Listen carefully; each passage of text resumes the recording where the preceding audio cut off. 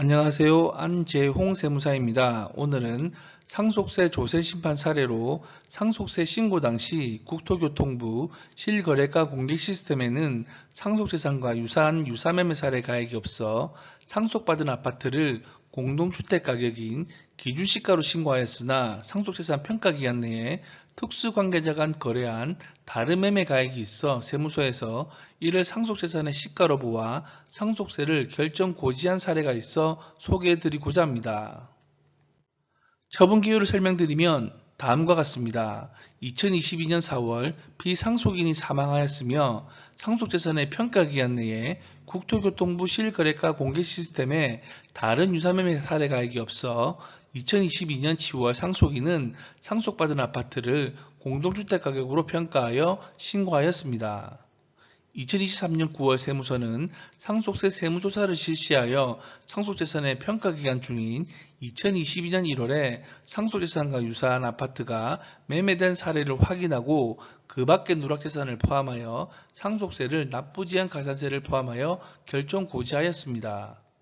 이에 대해 납세자는 불복하여 2023년 2월 심판 청구를 제기하였습니다.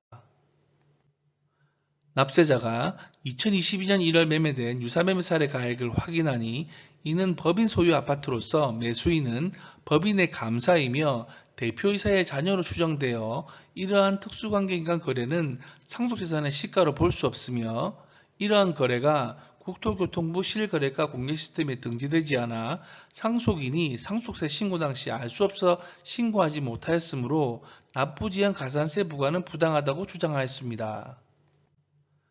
상속세 및 증여세법에 따르면 상속세의 경우 상속 개시일 전후 6개월 내에 매매된 가액이 있는 경우 이를 시가로 볼 수 있으나 그 거래가 특수관계인 간의 거래로 그 거래가액이 객관적으로 부당하다고 인정되는 경우 제외한다고 되어 있습니다. 따라서 납세자는 유사매매 사례 가액이 특수관계인 간 거래이므로 상속재산의 시가로 볼 수 없다고 주장하였습니다.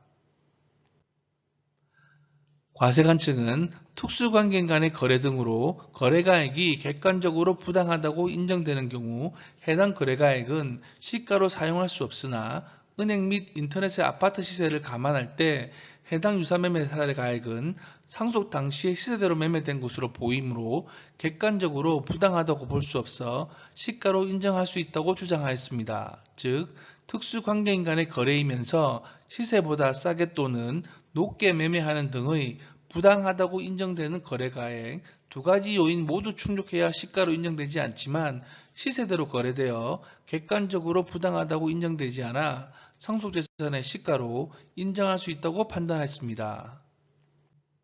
또한 상속세를 신고할 당시 비교 대상 아파트의 거래가 종료된 시점이므로 아파트 주변 부동산 중개업소나 인터넷을 통해 확인이 가능함에도 상속세 신고 당시 기준시가로 신고하였으므로 정당한 이유가 있다고 볼 수 없으며 납부하지 않은 상속세에 대한 이자 상당하게 금융혜택을 받은 것으로 보아 납부지연 가산세 적용이 적법하다고 주장하여 조세심판원은 이를 받아들여 납세자의 주장을 기각 결정하였습니다. 해당 사례는 상속 또는 증여재산과 유사한 매매 사례가 특수관계인 간 거래이더라도 객관적으로 부당하지 않는 경우 시가로 인정할 수 있다는 점을 확인해 준 점에서 의미가 있습니다. 또한 상속 및 증여재산의 평가기간 내에 국토교통부 실거래가 시스템에서 유사한 매매 사례가 조회되지 않더라도 홈택스, 인터넷 등을 통해 납세자가 스스로 확인해보지 않으면 과세관청에서는 납세자의 과실 없음을 인정하지 않음에 따라 보다 면밀한 사전조사가 필요할 것으로 판단됩니다. 상속 또는 증여 발생 시 세무대리인과 충분히 사전 협의 후 신고하시어 불필요한 문제가 없도록 진행하는 것을 추천드립니다. 감사합니다.